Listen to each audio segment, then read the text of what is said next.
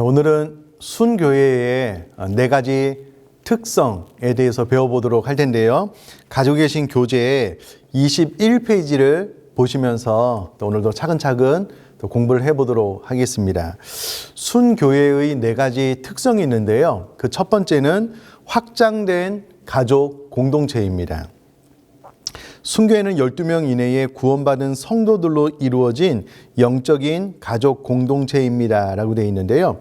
예수님은 12명의 제자를 사역의 기본 단위로 세우셨습니다. 마가복음 3장 14절에 보면 예수님께서 12제자를 세우신 이유에 대해서 나오는데요. 일단은 예수님께서 왜 12제자를 세우셨는가? 자기와 함께 있게 하시려고 세우셨고요. 또 하나는 또 보내사 전도도 하시며 사역 훈련을 위해서 예수님께서 12명을 세우셨다라는 것을 알 수가 있습니다. 일단 예수님께서 자기와 함께 있게 하시고 라는 말씀을 통해서 예수님은 제자들을 불러서요. 그들과 시간을 함께 지내면서 예수님께서 말씀으로도 가르치시지만 예수님의 삶을 통해서 가르치기를 원하셨습니다. 이거는 모델링 교육이라고 하는데요. 목자를 배우고 또 서로의 성숙을 가져오고 사역 훈련도 시키기 위해서 예수님께서는 12명의 제자를 부르셨다는 것을 알 수가 있습니다. 자, 그러면 이번에 순교회 구성원이 12명 이내가 될 때에 바람직한 점은 무엇입니까? 라고 질문을 하고 있는데요. 사실 12명이 넘으면 순식구들이 깊은 나눔, 깊은 돌봄이 불가능합니다. 제한된 시간 안에 나눔을 끊어서야만 시간 안에 맞출 수 있기 때문에요. 12명이 넘어가면 힘든 점들이 있습니다. 그래서 순교회 구성원이 12명 이내가 될 때에 개인적인 관심과 돌봄이 가능하고요. 또 의미 있는 깊이 있는 대화, 나눔이 가능하기 때문에 예수님께서 12명으로 제한했다라는 것을 기억을 하시면 좋겠고요. 그러므로 우리 교회 순교회의 인원은 12명 이내가 되고요. 12명이 넘었을 때 분순을 하게 됩니다. 왜냐하면 예수님께서 12명의 원형을 보여주셨기 때문에 그렇다라는 겁니다. 자, 3번에 보면 우리에게는 혈육의 가족이 있는 것처럼 영적인 가족도 있습니다. 어떤 사람들이 하나님의 가족이라고 할 수 있습니까? 라고 되어 있는데요. 첫 번째는 예수님을 영접한 자. 성경 구절에 잘 나와 있는데요. 제가 요한복음 1장 12절 13절 말씀을 한번 읽어보겠습니다. 영접하는 자, 곧 그 이름을 믿는 자들에게는 하나님의 자녀가 되는 권세를 주셨으니 이는 혈통으로나 육종으로나 사람의 뜻으로 나지 아니하고 오직 하나님께로부터 난 자들이니라. 아멘. 예수님을 영접한 자들은 바로 가족이다 라고 정확하게 기록을 하고 있습니다. 두 번째는 하나님의 뜻대로 행하는 자다라는 겁니다. 마가복음 3장 35절 말씀을 제가 한번 읽어보겠는데요. 누구든지 하나님의 뜻대로 행하는 자가 내 형제요 자매요 어머니이니라. 바로 하나님의 뜻대로 행하는 자는 영적인 가족이다 라고 성경이 이야기를 하고 있기 때문에 그대로 이해하시고 받아들이시면 되겠고요. 세 번째는 하나님의 교회에 속한 자입니다. 디모데전서 3장 15절 말씀을 제가 한번 읽어보겠습니다. 만일 내가 지체하면 너로 하여금 하나님의 집에서 어떻게 행하여야 할지를 알게 하려 함이니 이 집은 교회를 말하고요. 살아계신 하나님의 교회요 정확하게 나와 있죠.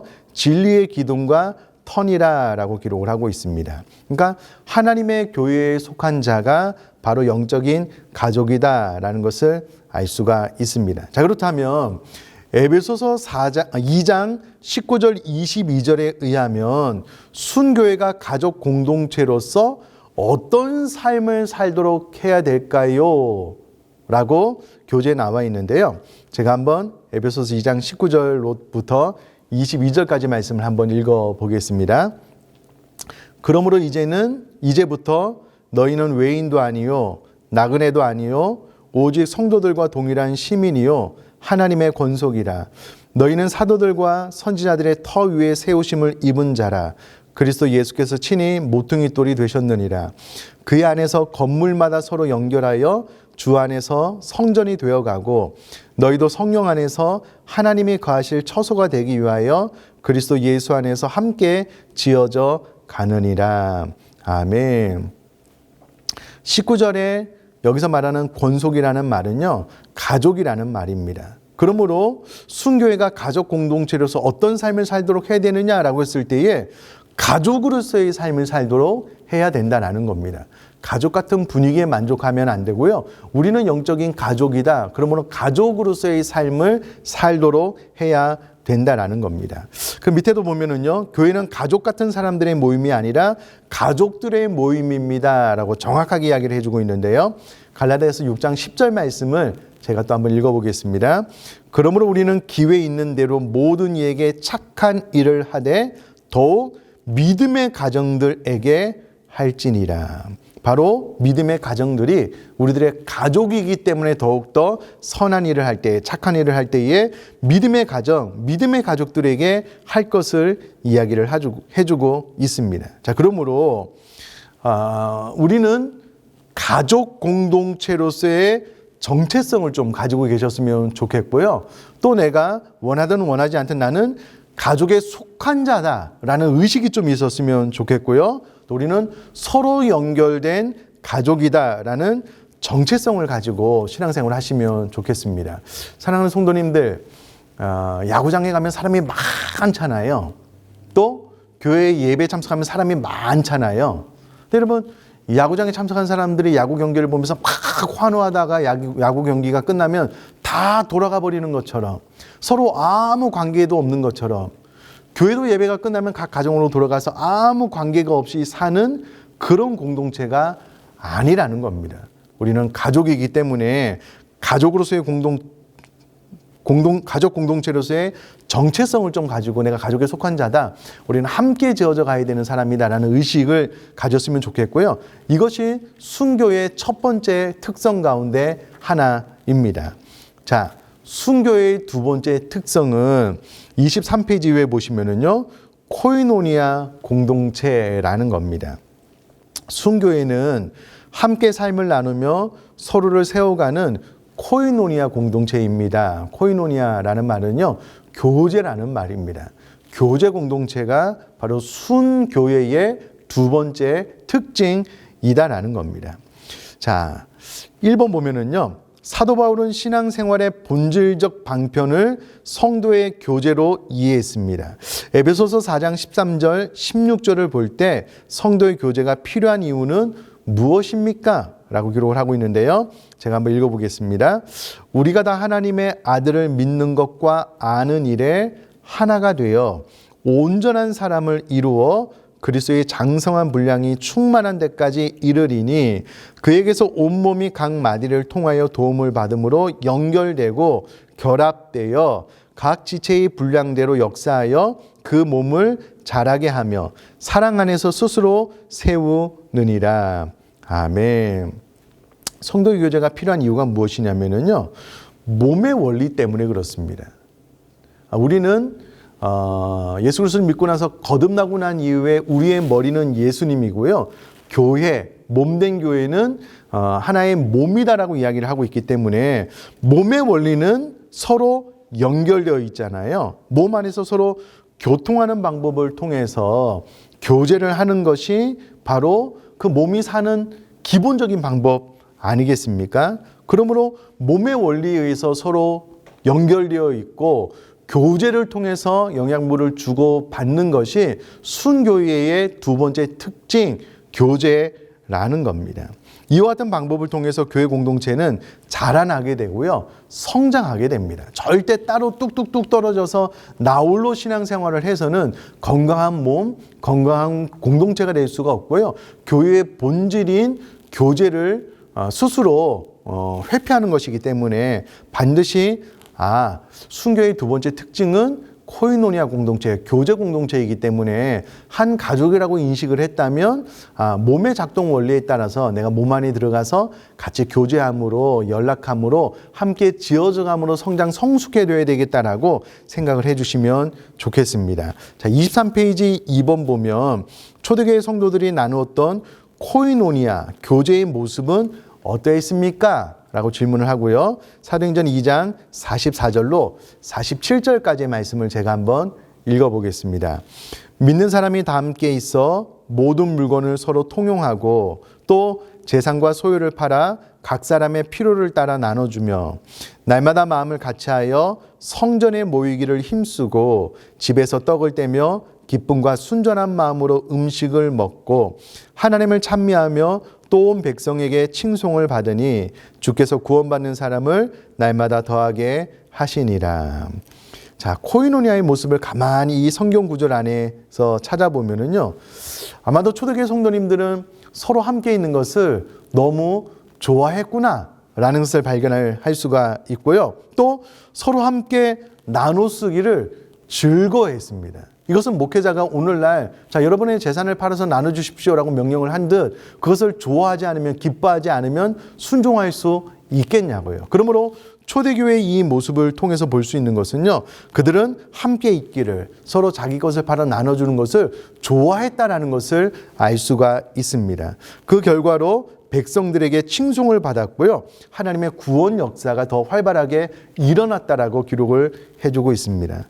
저는 우리 교회도 이와 같이 특별히 순교회로 모인 성도님들이 서로를 좋아하고 서로의 필요를 채워주는 것을 기뻐하고 행복해할 수 있는 교제를 나눌 수 있기를 주님의 이름으로 축복합니다. 자, 교재 24페이지 제일 위에 보면은요, 3번 히브리서 10장 24절 25절에서 나타난 그리스도인의 코이노니아 원리는 무엇입니까? 라고 질문을 하고 있는데요. 제가 한번 성경 구절을 읽어보겠습니다. 서로 돌아보아 사랑과 선행을 격려하며 모이기를 패하는 어떤 사람들의 습관과 같이 하지 말고 오직 권하여 그날이 가까움을 볼수록 더욱 그리하자. 아멘.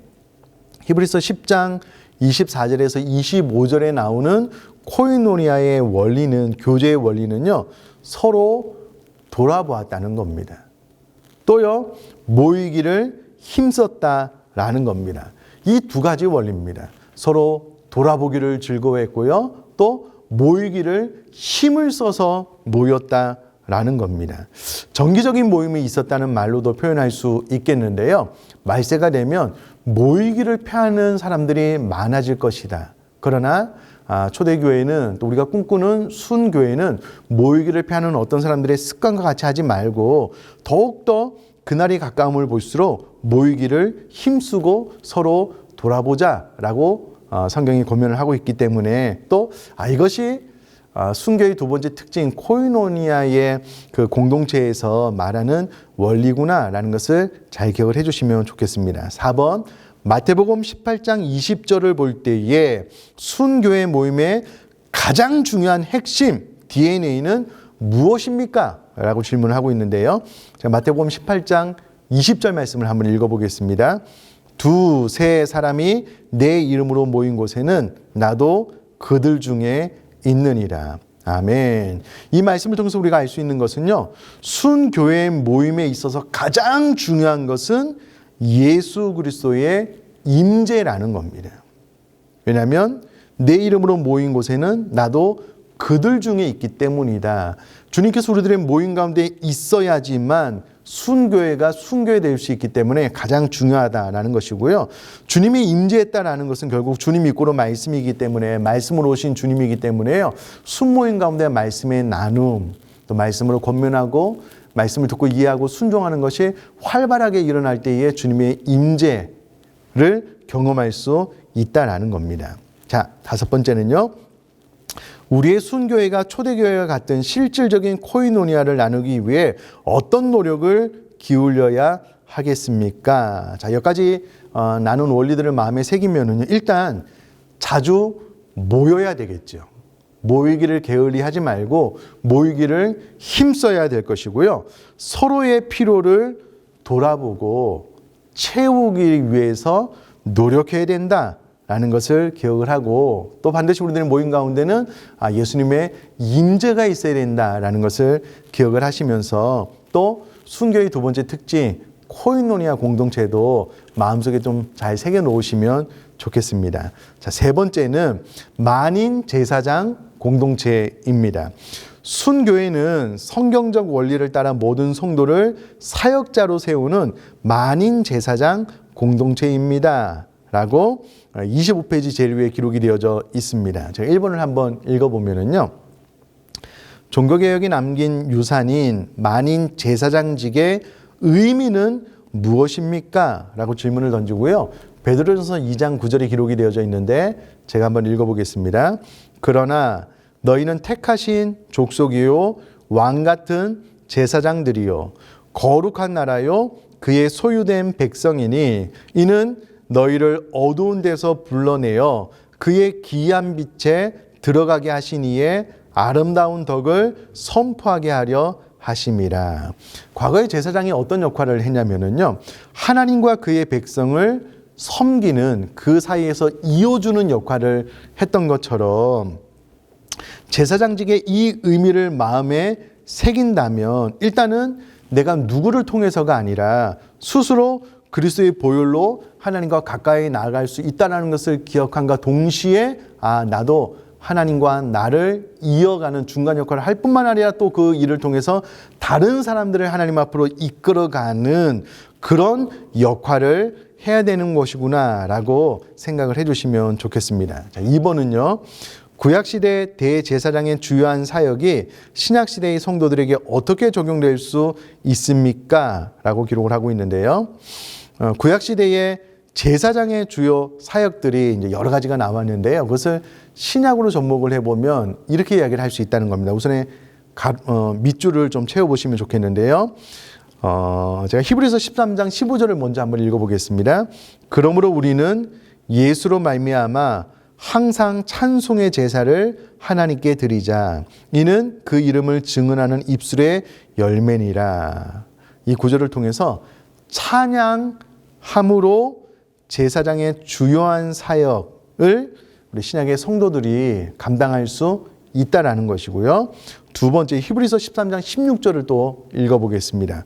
오직 선을 행함과 서로 나눠주기를 잊지 말라. 하나님은 이 같은 제사를 기뻐하시느니라. 두 번째는요. 선을 실천함으로. 두 번째 밑줄에는요. 선이다라고 적어주시면 되겠고요. 세 번째 로마서 15장 16절 말씀을 또 읽어보겠습니다. 이 은혜는 곧 나로 이방인을 위하여 그리스도 예수의 일꾼이 되어 하나님의 복음의 제사장 직분을 하게 하사 이방인을 제물로 드리는 것이 성령 안에서 거룩하게 되어 받으실 만하게 하려 하심이라. 아멘. 하나님의 복음의 제사장 직분을 하게 하사라고 기록을 하고 있으므로요. 복음을 전함으로 제사장 직분을 감당할 수 있다라는 것이고요. 네 번째 디모데전서 2장 1절로 2절까지 말씀을 제가 한번 읽어보겠습니다. 그러므로 내가 첫째로 권하노니 모든 사람을 위하여 간구와 기도와 도구와 감사를 하되 임금들과 높은 지위에 있는 모든 사람을 위하여 하라. 이는 우리가 모든 경건과 단정함으로 고요하고 평안한 생활을 하려 함이라. 네 번째 밑줄은요. 서로를 위해 기도함으로 과거의 구약시대의 제사장이 했던 역할을 신약의 성도들이 감당할 수 있다. 또 이와 같은 역할로 감당을 해야 된다라는 것이고요.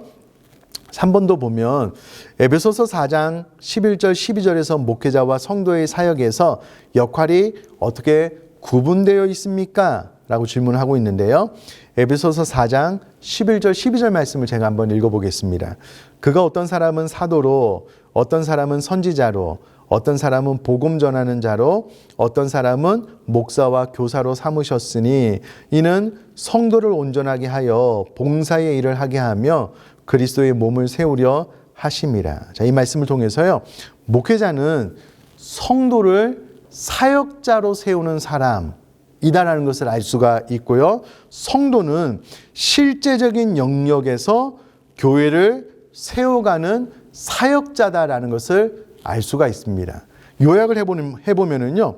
목회자는 성도를 사역자로 세우는 사람이고 결국은 성도가 교회의 사역자라는 것을 알 수가 있습니다. 그러므로 만인 제사장 공동체를 생각을 할 때에 내가 신약 성경의 이 네 가지 특징을 통해서 제사장직을 잘 감당할 뿐만 아니라 내가 현장에서 뛰어야 되는 사람이구나라고 생각을 해주시면 좋겠습니다. 한 장을 넘겨서 27페이지 제류의 4번을 보시면은요. 순원 각자가 사역에 참여하기 위해 먼저 알아야 할 것은 무엇입니까? 라고 질문을 던져놓고요. 고린도전서 12장 8절에서 11절까지를 기록을 해놓고 있는데요. 제가 하나님의 말씀을 또 한번 읽어보겠습니다.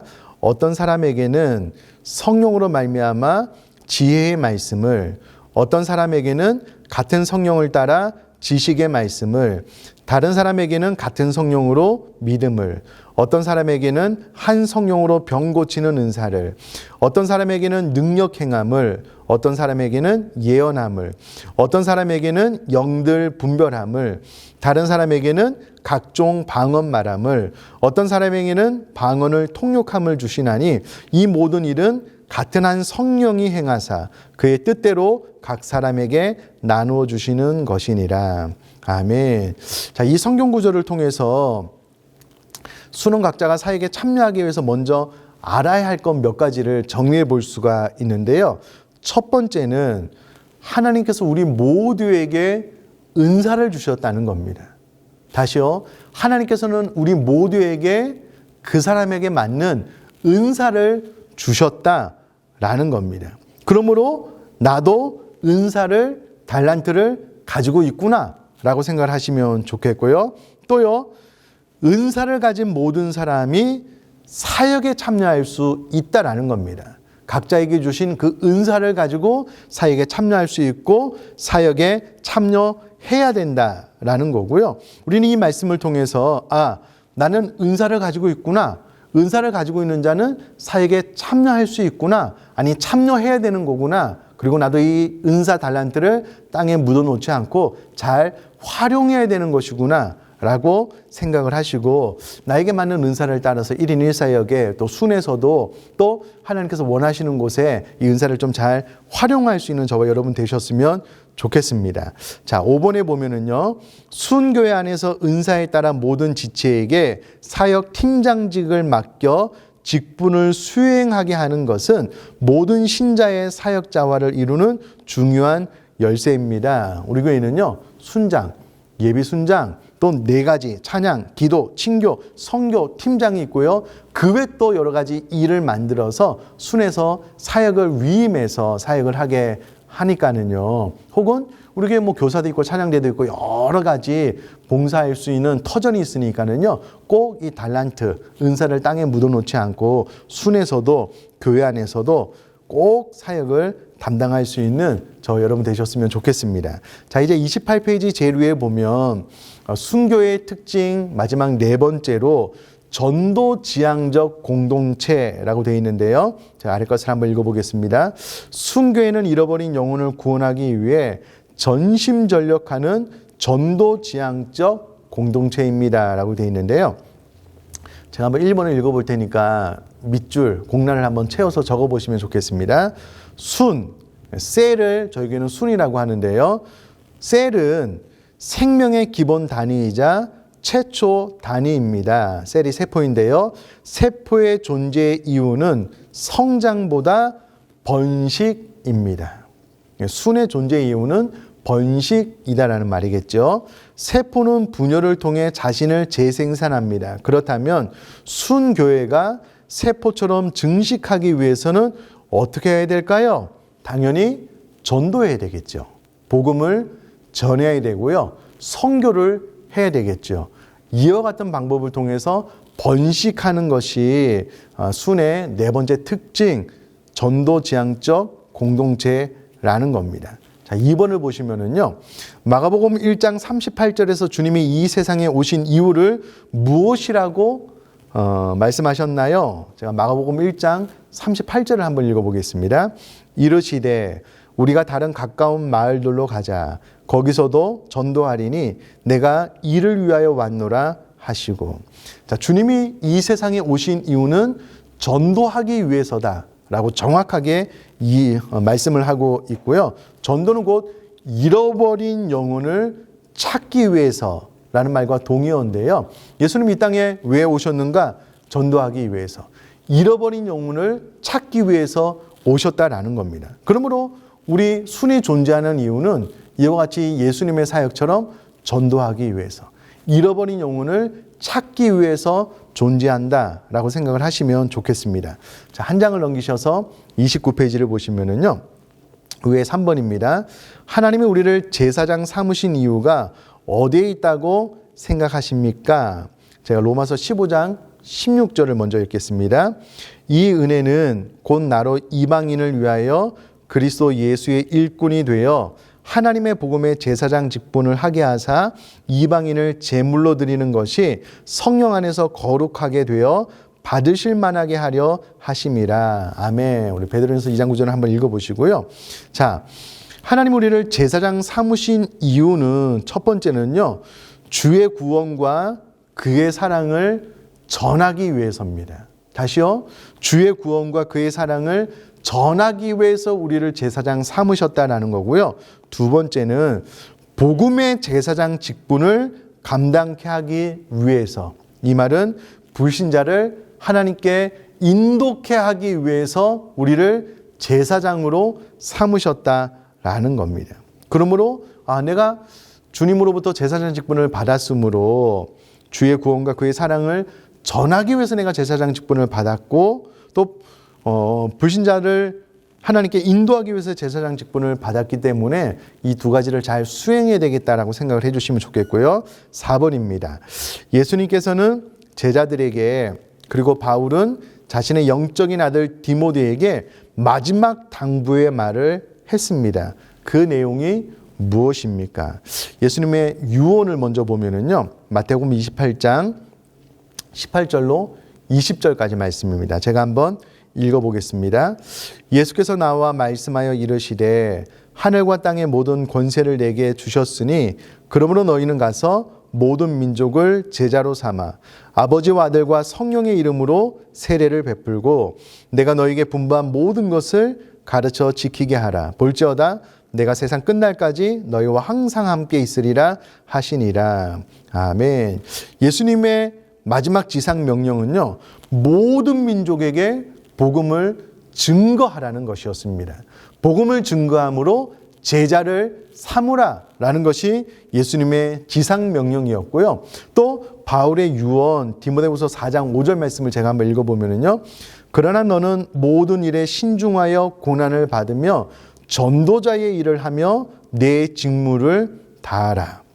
자, 사도 바울이 믿음의 아들 디모데에게 마지막으로 한 유언이 무엇이냐면 복음 전도자로 살아갈 것을 부탁한 것입니다. 예수님의 유언도 마찬가지고 사도 바울의 유언도 마찬가지고 복음 증거자로 복음을 증거하여 모든 족속을 제자 삼으라라는 것이다라는 겁니다. 그러므로 우리의 존재 이유도, 순교의 존재 이유도 바로 이것이다라는 것을 알 수가 있지요. 자, 5번입니다. 예수님과 바울에게서 볼 수 있는 중요한 전도의 장은 무엇입니까? 예수님의 전도의 장은 누가복음 19장 2절에서 5절에 남아 있는데요. 또 제가 한번 읽어보겠습니다. 삭개오라 이름하는 자가 있으니 세리장이요 또한 부자라. 그가 예수께서 어떠한 사람인가 하여 보고자 하되 키가 작고 사람이 많아 할 수 없어 앞으로 달려가서 보기 위하여 돌 무화과 나무에 올라가니 이는 예수께서 그리로 지나가시게 되미러라. 예수께서 그곳에 이르사 쳐다보시고 이르시되 삭개오야 속히 내려오라. 내가 오늘 내 집에 유하여야 하겠다 하시니. 자, 예수님의 전도의 장을 보면은요, 삭개오의 집을 의도적으로 찾아가셨다라는 겁니다. 여기서 집을 원어로 보면 오이코스라고 하는데요. 예수님의 전도의 장은요, 그의 집으로 찾아가신 겁니다. 이게 참 중요한데 우리는 교회로 오는 것만 생각을 하잖아요. 데리고 오는 것. 그런데 데리고 오기 이전에 우리가 해야 될 것이 무엇이냐면 그의 집으로 찾아가는 것입니다. 자, 사도 바울의 전도의 장은 사도행전 18장 7절에서 8절에 기록이 되어져 있는데요. 거기서 옮겨 하나님을 경외하는 디도 유수도라 하는 사람의 집에 들어가니 그 집은 회당 옆이라. 또 회당장 그리스도버가 온 지방과 더불어 주를 믿으며 수많은 고린도 사람도 듣고 믿어 세례를 받더라. 아멘. 사도 바울의 전도의 장이 어디였냐면요, 유수도의 집, 원어로 보면 오이코스인데요, 유수도의 집이었다라는 것을 알 수가 있습니다. 그러니까 예수님도 사도 바울도 전도의 장이 어디였냐면 결국 전도 받을 대상자의 집이었다라는 것을 알 수가 있습니다. 우리가 이것을 기억한다면 나의 전도의 장도 꼭 교회로 데리고 오는 것뿐만 아니라 우선에는 카페에서 만나도 되고요. 중요한 것은 그의 집에 찾아가든가 우리 집에 초청해서 차를 마시면서 복음을 소개하는 것이 바로 우리들의 전도의 장이 되어야 된다는 것을 기억을 하시면 좋겠습니다. 페이지를 한 장 넘기시면 제일 마지막으로 전도해야 할 대상자들의 이름을 기록해 보십시오라고 되어 있는데요. 여러분, 우리가 신앙생활을 하면서 꼭 내가 올해는 단 한 명이라도 전도해야 되겠다라고 생각을 하고요. 마음으로 기도할, 또 기회가 되면 찾아가서 복음을 증거할 전도 대상자의 이름을 이곳에 적어놓고 기도함으로 하나님께서 나를 부르신 그 부르심의 목적을 잘 이뤄나가는 저와 여러분 되셨으면 좋겠습니다. 수고하셨습니다.